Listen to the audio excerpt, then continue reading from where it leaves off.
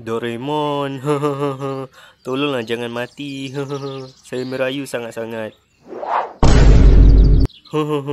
Kalau awak mati, siapa nak tolong saya buat kerja rumah?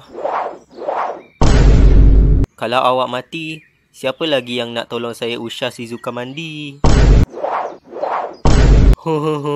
Sedapnya dorayaki ni. Ngam ngam ngam. Doraemon, tolonglah. Jangan cakap telur saya kecil. Doraemon, kalau awak tak nak bangun juga, saya akan bagi awak true love kiss. Woi, kau buat apa ni? Dasar pencabul. Yeay, Doraemon dah hidup balik.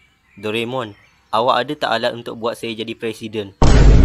Atuk kau, aku bukan jin dalam lampu ajaib lah, stupid. Tak kisahlah. Saya nak jadi presiden juga. Awak ada tak alat yang boleh buat saya jadi presiden?